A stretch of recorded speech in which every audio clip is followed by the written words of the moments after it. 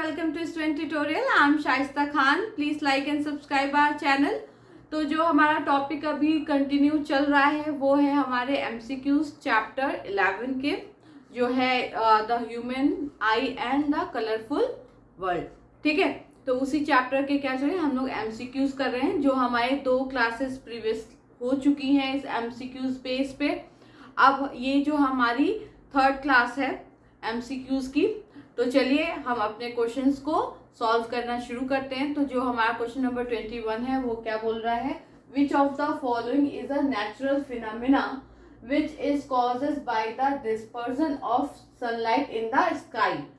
जो सनलाइट है उसका जो डिस्पर्जन होता है नेचुरली, उसका डिस्पर्जन होता है नेचुरली इन द स्काई में जो नेचुरली सनलाइट का जो डिस्पर्जन होता है उसको हम क्या कहते हैं. ऐसे डिस्पर्जन हम करते हैं, किसके थ्रू करते हैं, ग्लास प्रिज्म के थ्रू करते हैं. ठीक है, लेकिन एक डिस्पर्जन जो होता है सनलाइट का वो नेचुरली होता है, तो वो कौन सा, वो नेचुरल फिनोमिना कौन सा है.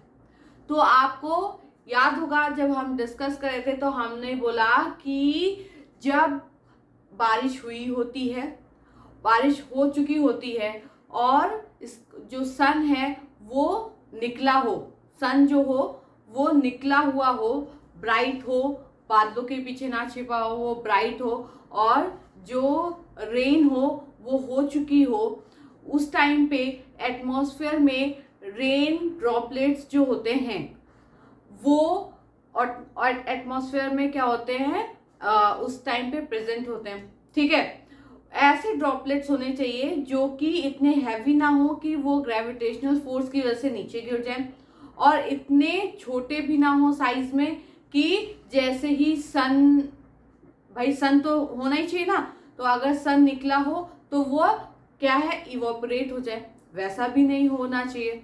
तो ऐसे ड्रॉपलेट्स का साइज होना चाहिए जो कि ना नीचे गिरे ना सन से इवापोरेट हो जाए. ठीक है, ना वाटर वेपर बन जाए वो.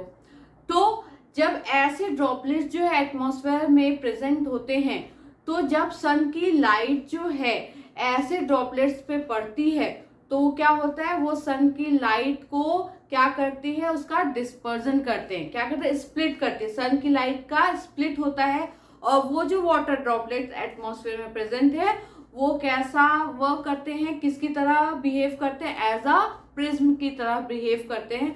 और वो क्या करते हैं, वो जो सनलाइट है उस ड्रॉपलेट पे पड़ी है उसको वो 7 कलर्स में क्या करते हैं, स्प्लिट करते हैं, उनका डिस्पर्जन करते हैं, और स्प्लिट होने के बाद हमें क्या दिखाई देता है, रेनबो फॉर्मेशन दिखाई देता है. क्या दिखाई देता है, रेनबो फॉर्मेशन दिखाई देता है.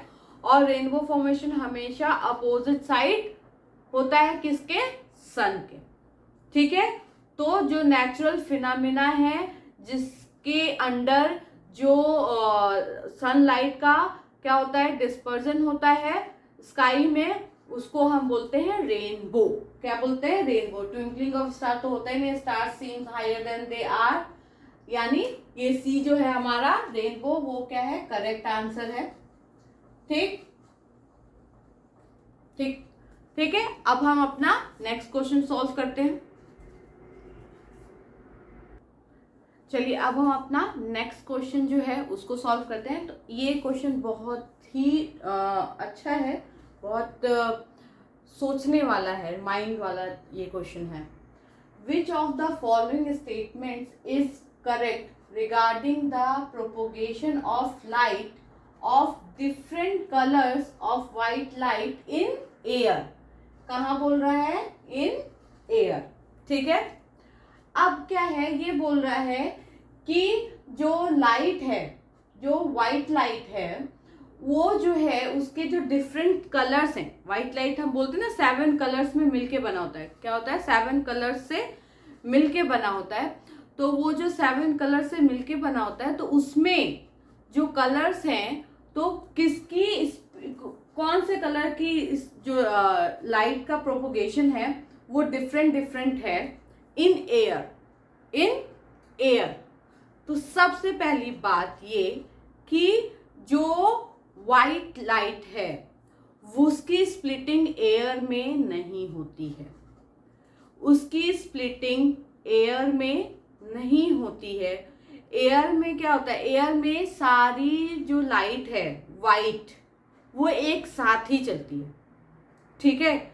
जब वो प्रिज्म में जाती है, जब वो प्रिज्म में जाती है तब उस लाइट की क्या होती है, स्प्लिटिंग होती है, तब उस लाइट की स्प्लिटिंग होती है। अगर वाइट लाइट की बात हम कर रहे हैं तो वाइट लाइट सेम स्पीड में जाएगी, वाइट लाइट के अंदर के सारे कलर्स जो है वो सेम स्पीड में ही ट्रैवल करेंगे जिस स्पीड में वाइट लाइट ट्रैवल करेगी, ठीक है। उसमें कोई भी कलर ऐसा नहीं होगा कि रेड कलर का अपना डिफरेंट स्पीड है, ग्रीन कलर का डिफरेंट स्पीड है, नहीं। जब वो किसी और मीडियम में जाएंगे, जब एयर से वो कहाँ जाएंगे, ग्लास में जाएंगे यानी प्रिज्म में जाएंगे, तब उनकी स्प्लिटिंग होगी, तब उनकी स्पीड अलग अलग होगी। जब वो, अगर बहुत से लोग हैं वो एक बस में चढ़े हैं तो बस की जो स्पीड होगी वही सबकी स्पीड होगी, ठीक है। अगर वो लोग बस से उतर जाते हैं, बस से उतर जाते हैं, उसके बाद उन सारे लोगों, जितने लोग उतरे रहते हैं उन सारे लोग की स्पीड फिर अलग अलग हो जाती है। लेकिन जब तक वो बस में रहते हैं तो जो बस की स्पीड होती है वही उन सारे लोगों की स्पीड होती है। उसी तरह जब वाइट लाइट एयर में ट्रैवल करती है तो वो उसके सारे कंपोनेंट, उसके सारे कॉन्स्टिट्यूएंट कलर्स जो हैं उन सब की स्पीड वही होती है जो वाइट लाइट की स्पीड होती है, ठीक है। वही सेम स्पीड से वो ट्रैवल करते हैं, वो बिल्कुल भी अलग अलग अपना इंडिविजुअल उनका कोई स्पीड नहीं होता है। जब उनकी स्प्लिटिंग हो जाती है, वो अलग अलग हो जाते हैं, उसके बाद आप उसकी बात करोगे कि वो कौन सा कलर जो है वो एयर में किस स्पीड से चल रहा है, ठीक है। ये बात समझ में आई कि जब तक वाइट लाइट है और वो ट्रैवल कर रही है एयर में तो उसके सारे कॉन्स्टिट्यूएंट कलर जो हैं वो सेम स्पीड से ही ट्रैवल करेंगे। याद रखिएगा, ये अच्छा क्वेश्चन है। तो रेड लाइट मूव फास्टेस्ट, ये हो ही नहीं सकता। Blue light move faster than the green light, और all the colours of the white light move with the same speed, ठीक है। जितने भी व्हाइट लाइट में कलर है वो क्या होंगे, सेम स्पीड से चलेंगे। और जो दी हमारा yellow light move faster than the violet light, ये नहीं है। जो हमारा ऑप्शन नंबर सी है वो सही है, क्योंकि जब व्हाइट लाइट की हम बात करें तो यानी व्हाइट लाइट के अंदर सारे कलर्स हैं, तो जो स्पीड व्हाइट लाइट की होगी एयर में वही स्पीड सारे कलर्स की भी होगी एयर में, ठीक है। अब चलिए नेक्स्ट क्वेश्चन डिस्कस करते हैं। तो चलिए हम अपने नेक्स्ट क्वेश्चन को क्या करते हैं, सॉल्व करते हैं। Phenomena involved in rainbow formation are refraction, dispersion and, जब हम लोग रेनबो फॉर्मेशन पढ़ रहे थे तो उस टाइम पे क्या हुआ था, उस टाइम पे हम लोग ने क्या किया था, हम लोग ने पढ़ा था कि रेनबो फॉर्मेशन में तीन फिनोमेना हैं वो प्रेजेंट होते हैं, मतलब तीन चीजें होती हैं तब जाके रेनबो फॉर्मेशन होता है।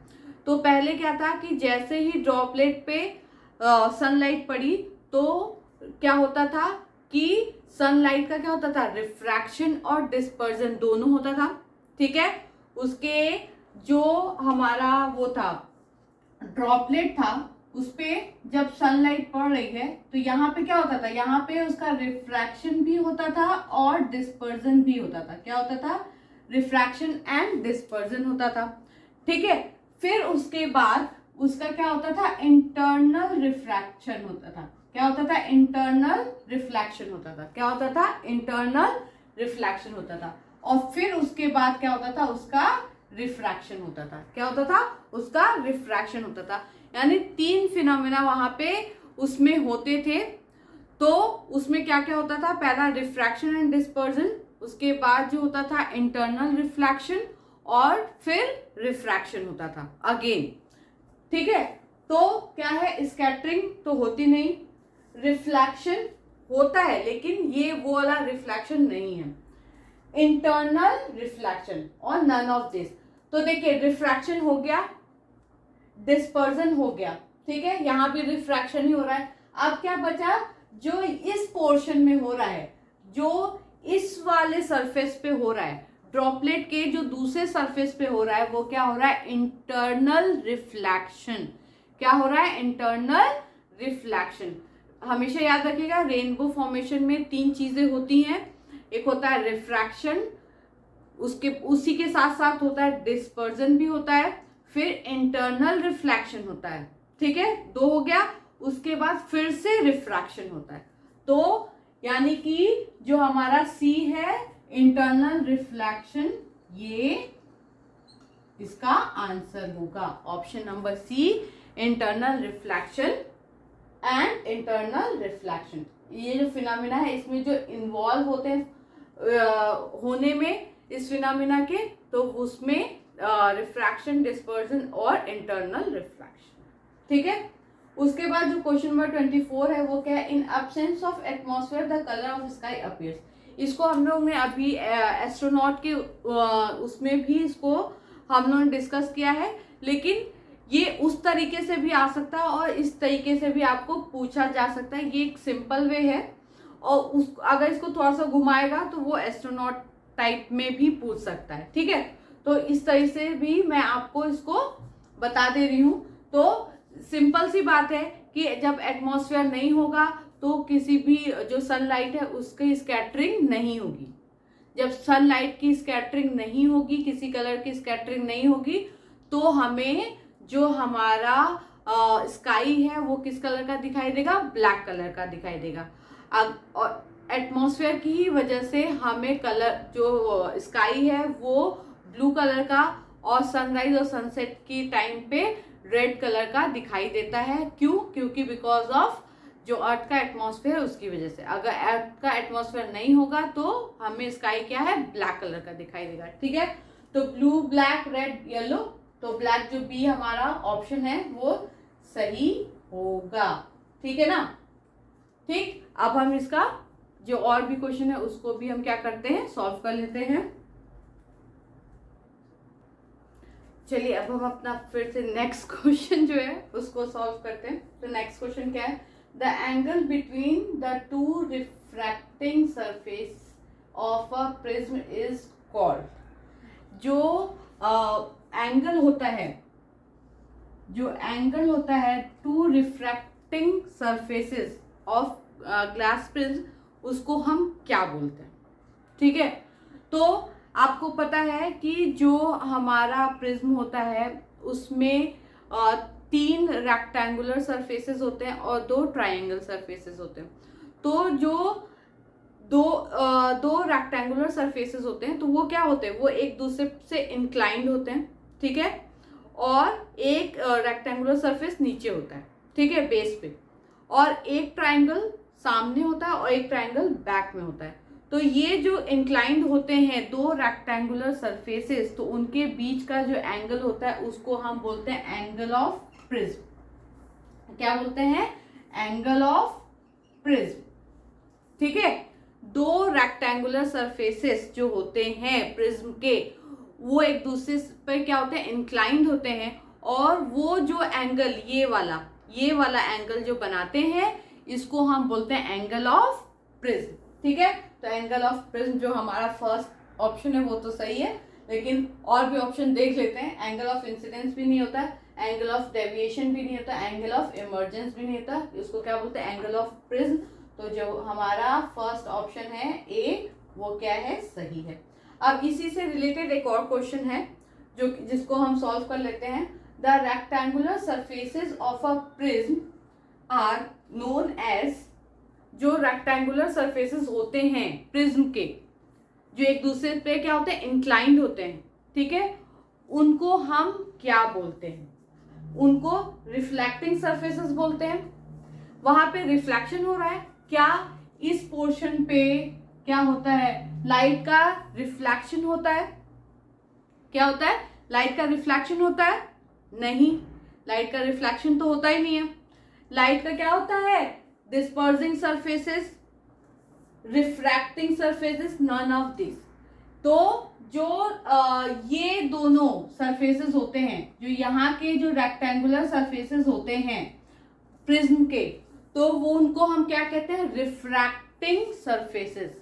क्या बोलते हैं, रिफ्रैक्टिंग सरफेसेस। क्योंकि यहाँ पे क्या होता है, लाइट जो है इंसिडेंट, जो लाइट इंसिडेंट होती है व्हाइट लाइट, उसका क्या होता है, रिफ्रैक्शन होता है। क्या होता है, रिफ्रैक्शन होता है। ठीक है, उसके बाद तब जाके उसका जो डिस्पर्जन होता होगा, लेकिन पहले क्या होता है, रिफ्रैक्शन होता है। ठीक है, तो ये दो दोनों रेक्टेंगुलर सरफेसेस होते हैं साइड साइड के, उसको हम बोलते हैं रिफ्रैक्टिंग सरफेसेस। ठीक है, तो जो हमारा ऑप्शन नंबर सी है वो करेक्ट है। तो हम ऑप्शन नंबर सी को क्या करते हैं, कलर कर देते हैं। ठीक है ना, क्योंकि कुछ मिलता और जुलता था, इसलिए मैंने ये दोनों क्वेश्चन आपको एक साथ में ही करा दिया। ठीक है, अब हम जो हमारे और भी क्वेश्चंस हैं उनको भी सॉल्व कर लेते हैं। ये भी एक बहुत अच्छा क्वेश्चन है जिसको अभी हम डिस्कस करने जा रहे हैं। तो क्या है, the danger signals installed at the top of tall buildings are red in colours. These can be easily seen from a distance because among all other colors the red light। मतलब ये कि जो टॉल बिल्डिंग्स होती हैं, बहुत ऊंची ऊंची buildings हो या टावर्स हो, उस पर क्या होती है, सबसे ऊपर रेड लाइट लगी होती है। रेड लाइट वो जलती रहती है, जलती है बंद होती है, जलती है बंद होती है। ठीक है, तो बोल रहा है कि रेड लाइट क्यों लगा रहे हैं हम। ठीक, क्योंकि रेड लाइट जो है वो दूर तक दिखाई देती है। ठीक, क्यों दूर तक दिखाई देती है, क्या वो जो स्मोक पार्टिकल्स होते हैं या फॉग जो होता है उसमें वो स्कैटर होती है ज्यादा, कि क्या एब्जॉर्ब हो जाती है, क्या क्यों दिखाई देता है। तो उसका रीजन ये है कि जो रेड लाइट है, आपको पता है कि जो हमारे लिए जो विजिबल लाइट्स होती हैं उसमें जो रेड कलर की लाइट है उसकी वेवलेंथ सबसे ज्यादा होती है। वेवलेंथ का मतलब है, सबसे ज्यादा होने का मतलब है कि वो ज्यादा दूर तक ट्रैवल कर सकती है। जिसकी वेवलेंथ ज्यादा होगी वो ज्यादा दूर तक क्या होगी, ट्रैवल करेगी, और बहुत ज्यादा दूर ट्रैवल करने के बाद तब जाके वो फैल के गिर जाएगी, मतलब फैलेगी। मतलब कि सोचिए कि उसका वहां पे उसका जो पावर है वो खत्म, अब वो उससे ज्यादा आगे नहीं जा सकती, अब वो वहां पे फैल जाएगी। ठीक है, तो जो रेड लाइट है वो बहुत दूर तक ट्रैवल करती है, उसकी वेवलेंथ ज्यादा होती है, वो दूर तक दिखाई देती है, इसीलिए कोई भी डेंजर साइन जो होता है वो रेड कलर का ही होता है। जैसे जो ट्रैफिक सिग्नल्स होते हैं उसमें रेड कलर जो होता है, वो जो स्टॉप होने का होता है वो रेड कलर ही होता है, रेड कलर का होता है। क्यों, क्योंकि आपको ट्रैफिक सिग्नल में वो रेड कलर दूर से ही दिखाई दे जाएगा कि आगे रास्ता बंद है, तो आपको जाना नहीं है। या कहीं भी कोई काम चल रहा हो, वहां पे भी रेड लाइट का ही यूज करते हैं कि यहाँ पे क्या है कि कुछ डेंजर साइन है, मतलब यहाँ पे आपको रुकना है। जो बिल्डिंग्स होती हैं उस पे भी रेड लाइट्स लगी होती हैं, जो कि एरोप्लेन्स वगैरह के लिए ज़्यादा इफेक्टिव होती हैं, कि एरोप्लेन्स वगैरह को में मतलब पायलट को दिखाई दे कि यहाँ पे बिल्डिंग है या कुछ है। ठीक है, तो इससे मुझे दूर ही रहना है। तो जो रेड लाइट होती है उसकी वेवलेंथ ज़्यादा होती है, वो ज़्यादा दूर तक ट्रैवल करके जाती है, इसलिए रेड लाइट हमको दूर से ही दिखाई दे जाती है। क्यों, क्योंकि क्या है, अब देखो, क्या is scattered the most by smoke और फॉग, नहीं, वो क्या वो ज्यादा स्कैटर्ड नहीं होती है। Is absorb by the most by smoke और फॉग, नो, मतलब रेड लाइट एब्जॉर्ब भी नहीं होती है। मूव फास्टर इन एयर, बिल्कुल भी नहीं। तो जो हमारा बी ऑप्शन है, is scattered the least by smoke और फॉग। अगर कोई लाइट जो है वो स्मोक या फॉग में स्कैटर्ड हो जाए तो वो दूर तक दिखाई नहीं देती है। ठीक है, तो जो रेड लाइट है वो स्मोक और फॉग में लीस्ट स्कैटर्ड होती है, वो ट्रैवल करती है, वो उसकी वेवलेंथ ज्यादा होती है, तो वो दूर तक ट्रैवल करती है स्मोक और फॉग में भी, और वो लीस्ट स्कैटर्ड होती है, इसीलिए रेड लाइट का यूज किया जाता है टॉल बिल्डिंग्स पे और डेंजर साइंस पे। ठीक है, तो जो हमारा ऑप्शन नंबर बी है वो क्या है, करेक्ट है। क्यों? क्योंकि जो रेड लाइट है वो स्मोक और फॉग में कम स्कैटर्ड होती है, कम फैलती है। ठीक है, अब चलिए अब हम अपना नेक्स्ट क्वेश्चन क्या करते हैं, सॉल्व करते हैं। अब हम अपना नेक्स्ट क्वेश्चन सॉल्व करते हैं। तो नेक्स्ट क्वेश्चन क्या कह रहा है, when white light enters a prism it gets split into its constituent colour, this is due to different refractive index for different wavelength of each colors has same velocity in the prism। ये तो है ही नहीं है कि सारे जो colours हैं उनकी सेम वेलोसिटी हो, ये तो बिल्कुल ही नहीं है, क्योंकि हमको पता है कि रेड कलर की वेलोसिटी ज़्यादा होती है और वायलेट कलर की वेलोसिटी कम होती है। Prism material have high density, हाँ, और जो प्रिज्म का मटेरियल है उसकी हाई डेंसिटी होती है। स्कैटरिंग ऑफ लाइट भी नहीं हो सकता, और प्रिज्म के मटेरियल की हाई डेंसिटी भी नहीं हो सकती, बहुत ज़्यादा हाई नहीं होती है। तो क्या है कि जब कोई भी, यानी कि इसका जो हमारे जो 4 ऑप्शन दिए उसमें जो करेक्ट आंसर होगा वो होगा ए। ठीक है, वो होगा ए। अब मैं बताती हूँ कैसे। देखिए क्या है कि जैसे कोई भी मीडियम जितना डेंस होता है तो उसका रिफ्रैक्टिव इंडेक्स जो है उतना ही ज़्यादा होता है।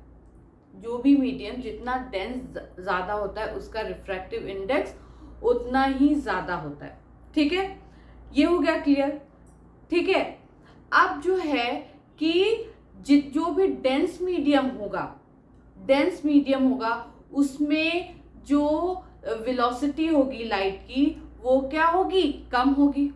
जो वेलोसिटी होगी लाइट की वो क्या होगी, कम होगी। तो रिफ्रैक्टिव इंडेक्स और वेलोसिटी में रिलेशन क्या हुआ, रिफ्रैक्टिव इंडेक्स और वेलोसिटी में रिलेशन हुआ इनवर्सली प्रोपोर्शनल हुए एक दूसरे के। जहां पे, क्योंकि जब देखिए जब कोई किसी मीडियम का जो मीडियम डेंस है तो उसकी रिफ्रैक्टिव इंडेक्स ज़्यादा होगी, और रिफ्रैक्टिव इंडेक्स ज़्यादा होगी तो वेलोसिटी कम होगी। क्यों? क्योंकि मटेरियल डेंस है। ठीक है, अब भाई जहाँ पे ट्रैफिक ज़्यादा है तो वहाँ पे स्पीड तो स्लो हो जाएगी ना, तो यानी कि जहाँ स्पीड स्लो रहेगी उसका रिफ्रैक्टिव इंडेक्स ज़्यादा रहेगा, और जिसका रिफ्रैक्टिव इंडेक्स कम रहेगा वहाँ वेलोसिटी ज़्यादा रहेगी, वेलोसिटी कम रहेगी। ठीक है, ये हो गया। अब एक चीज़, अब जो है जिस भी कलर की वेवलेंथ ज़्यादा होती है उसकी वेलोसिटी क्या होती है, ज़्यादा होती है ना। जैसे कि जो रेड कलर होता है जो स्प्लिटिंग होती है उसमें जो रेड कलर होता है उसकी वेवलेंथ क्या होती है, ज़्यादा होती है, तो उसकी स्पीड भी क्या हो जाती है, ज़्यादा होती है। तभी तो रेड कलर सबसे पहले जो है वो प्रिज्म में से बाहर निकलता है। ठीक है, वो सबसे ऊपर होता है। क्यों? क्योंकि रेड कलर की जो वेवलेंथ होती है वो ज़्यादा होती है, तो उसकी स्पीड भी क्या हो जाती है, ज़्यादा हो जाती है। ठीक है, तो यहाँ पे क्या हो गई कि वेवलेंथ क्या हुई, वेवलेंथ जो है वेलोसिटी से क्या हुई, डायरेक्टली प्रोपोर्शनल हुई, यानी वेवलेंथ बढ़ेगा तो क्या वेलोसिटी भी बढ़ेगी। लेकिन यहाँ पे जो डिफर करे वो क्या करे, रिफ्रैक्टिव इंडेक्स। क्या करे, रिफ्रैक्टिव इंडेक्स, यानी कि जो हमारे वाइट कलर था जब वो ग्लास प्रिज्म में पहुंचा तो क्या हुआ कि सारे कलर्स की अपनी अलग वेवलेंथ, अपनी अलग वेलोसिटी थी। ठीक है, वेवलेंथ अलग, सबकी तो वेवलेंथ अलग अलग थी, तो उसकी वजह से उनकी वेलोसिटीज भी सब अलग अलग हो गई। ठीक है, जब वेलोसिटी अलग हो गई तो जो कलर्स हैं उनका रिफ्रैक्टिव इंडेक्स भी डिफरेंट हो गया। भाई जब यहाँ पे जिसकी वेलोसिटी, अगर रेड कलर की वेलोसिटी ज़्यादा है तो उसके लिए रिफ्रैक्टिव इंडेक्स क्या होगा, कम हो जाएगा। ठीक, क्योंकि भाई अगर किसी मीडियम में रेड तेजी से चल रहा है इसका मतलब है कि उसके लिए वो रिफ्रैक्टिव इंडेक्स क्या है, कम है। और अगर किसी भी लाइट की क्या वेलोसिटी ज़्यादा है तो इसका मतलब है कि रिफ्रैक्टिव इंडेक्स कम होगा उसका, उसके लिए, और अगर वेलोसिटी क्या है, कम है, तो उसके लिए रिफ्रैक्टिव इंडेक्स ज्यादा हो।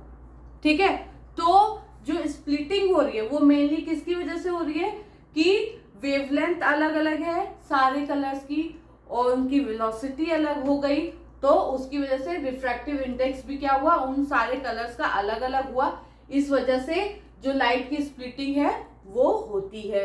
Different refractive index for different wavelength of each colour, मतलब हर कलर के जो वेवलेंथ है उनका रिफ्रैक्टिव इंडेक्स क्या है, डिफरेंट डिफरेंट है। इसकी वजह से क्या है कि वो स्प्लिटिंग होती है। ठीक है, तो जो हमारा ऑप्शन नंबर ए है उसको हम क्या कर दे रहे हैं, उसको हम कलर कर दे रहे हैं। अगर ये रिलेशन आपको याद रहा तो अगर ऐसा कोई क्वेश्चन आता है तो आप आराम से उसको सॉल्व कर सकते हो कि रिफ्रैक्टिव इंडेक्स, वेलोसिटी और वेवलेंथ में क्या रिलेशन है। ठीक है, अब हम अपना नेक्स्ट क्वेश्चन सॉल्व करेंगे। चलिए अब हम अपने नेक्स्ट क्वेश्चन को सॉल्व करते हैं। तो क्या है, who discovered the experiments with glass prism that white light consist of 7 colours.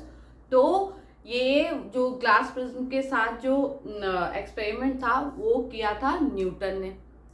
किसने डिस्कवर किया था, न्यूटन ने उसको डिस्कवर किया था। तो इसलिए इसका जो करेक्ट आंसर होगा वो होगा न्यूटन, ऑप्शन ए। लेकिन आप और भी ऑप्शन पढ़ लीजिए, फैराडे, मैक्सवेल, यंग। लेकिन हमारा जो ये ग्लास प्रिज्म का एक्सपेरिमेंट था वो न्यूटन ने किया था। ठीक है, तो ये ऑप्शन नंबर ए वो क्या होगा, करेक्ट हो जाएगा। ठीक है, अब नेक्स्ट क्वेश्चन क्या है, when Newton colour disc is rotated fast the different colours. अब देखिए क्या है कि न्यूटन ने एक डिस्क बनाया। ठीक है, एक डिस्क बनाया, उसमें क्या उन्होंने 7 कलर्स को अलग, मतलब उसको रख दिया, 7 कलर्स को डिफरेंट डिफरेंट रख दिया। ठीक है, जैसे मान लो किसी डिस्क को आपने क्या किया कि 7 पार्ट में उसको क्या किया कि उसको पार्टीशन किया और उसमें 7 कलर्स को रख दिया उन्होंने। और जब उस डिस्क को आपने फास्ट घुमाया, जब उसको फास्ट रोटेट किया, तो आपने देखा कि आप जो है वो सारे कलर मिक्स होके आपको जो कलर दे रहे थे वो क्या होता, वाइट कलर आ रहा था। वो सारे कलर्स जो है वो मिक्स होके वाइट कलर आपको दे रहे थे। उस टाइम न्यूटन को लगा कि जो वाइट कलर है, वाइट लाइट है या वाइट कलर है, वो 7 कलर्स का मिक्सचर है। क्या है, 7 कलर्स का मिक्सचर है। उसके बाद ही उन्होंने ये ग्लास प्रिज्म वाला एक्सपेरिमेंट किया। पहले जो है वो उन्होंने ये डिस्क वाला किया था। भाई वो थे साइंटिस्ट, तो वो कुछ ना कुछ करते रहते थे। तो उन्होंने एक डिस्क को 7 पार्ट में डिवाइड किया और उसमें उन्होंने 7 अलग अलग कलर्स रखे जो विजिबल होते हैं हमारे लिए। तो वो कलर्स रखे, उन्होंने डिस्क को बहुत तेज से रोटेट कर दिया। जब उन्होंने रोटेट किया तो उन्होंने देखा कि जो कलर का मिक्स, जो एक रिजल्टेंट कलर आ रहा है वो आ रहा है वाइट। वो क्या आ रहा है, वाइट। तो उनको उस टाइम पे लगा कि जो वाइट कलर होता है वो 7 कलर का मिक्सचर होता है। तो अब क्या कह रहा है हमारा ऑप्शन क्या है, when Newton colour disc rotate fast the different colours, जो डिफरेंट कलर्स हैं उसको कैन बी सेपरेटेड। क्या हम सेपरेट कर सकते हैं, नहीं। कैन बी डिफ्रेंशिएटेड, हो ही नहीं सकता। कैन नॉट बी डिफ्रेंशिएटेड, मतलब कि उसको हम डिफ्रेंशिएट नहीं कर सकते, उसको हम अलग अलग नहीं बता सकते कि उस डिस्क में कौन सा कलर कहाँ रखा हुआ है। ठीक है, अगर जैसे हमने रोटेट किया तो जब वो चलने लगा बहुत तेज, तो उस सारे कलर का जो मिक्स होके जो कलर आ रहा था, जो रिजल्टेंट कलर आ रहा था, वो आ रहा था वाइट। ठीक, तो जैसे क्या होता है, फैन बहुत तेजी से चल रहा है, तो आप उसमें ये नहीं बता सकते कि फैन के कितने जो हैं, वो जो उसके प्लेट्स होते हैं वो कितने हैं। क्यों, क्योंकि वो घूम के, जब वो फास्टली घूमता है तो ऐसा लगता है कि एक होल डिस्क लगा हुआ है उसमें और वो घूम रहा है। लेकिन जब वो क्या होता है, वो फैन आप रोक देते हो तब आपको पता चलता है कि फैन में कितने जो प्लेट्स लगे हुए वो कितने हैं। तो सेम वैसे ही कि वो जो 7 कलर का डिस्क है, जब वो फास्टली रोटेट कर रहा है तो आप उसमें डिफ्रेंशिएट नहीं कर सकते कि कौन सा कलर कहाँ पे है, अरे ये ब्लू ब्लू इधर जा रहा है इधर जा रहा है, ऐसा नहीं कर सकते, वो डिफ्रेंशिएट होगा ही नहीं। तो वो सेपरेट भी नहीं, आप उस टाइम आपको सेपरेट दिखाई भी नहीं देगा, आप उसको डिफ्रेंशिएट भी नहीं कर सकते। और उस नन तो छोड़ ही दो, तो इसका जो आंसर होगा वो क्या होगा, कैन नॉट बी डिफ्रेंशिएटेड, मतलब उसको डिफ्रेंशिएट कलर्स को डिफ्रेंशिएट नहीं किया जा सकता। ठीक है, तो जो हमारा ऑप्शन नंबर सी है वो क्या होगा, करेक्ट होगा। ये बात आपको समझ में आई। ये कब कह रहा है, जब वो जो डिस्क है वो रोटेट हो रहा है, फास्टली वो रोटेट हो रहा है, तब वो बोल रहा है कि क्या जो डिफरेंट कलर हैं तो उसका क्या होगा, वो different colour can not be differentiated, मतलब कि उनको अलग अलग हम डिफ्रेंशिएट नहीं कर सकते। ठीक है, ठीक। अब ये हो गया। ये जो हमारा जो MCQ है वो यहाँ पे जो चैप्टर 11 है, the human I and the colourful world, वो यहाँ पे अब फिनिश हो रहा है। ठीक है, आई होप कि आपको जितने भी MCQs कराए गए हैं उसको आप प्रैक्टिस करेंगे तो आपको काफ़ी हेल्प मिलेगी एग्ज़ाम में आपके। तो आप अच्छे से मेहनत करिए और सारे MCQs को अच्छे से सॉल्व करिए और सारे अपने जितने भी कॉन्सेप्ट हैं उसको अच्छे से क्लियर रखिएगा। किसी भी चीज़ को किसी दूसरी चीज़ से मिक्स मत करिएगा। क्या होता है कि कभी कभी सीधे क्वेश्चन ना पूछ के उसको थोड़ा घुमा घुमा के पूछता है, तो आप पहले क्वेश्चन को बहुत अच्छे से पढ़ लीजिएगा और फिर उसको तब सॉल्व करने की कोशिश करिएगा। Thank you so much.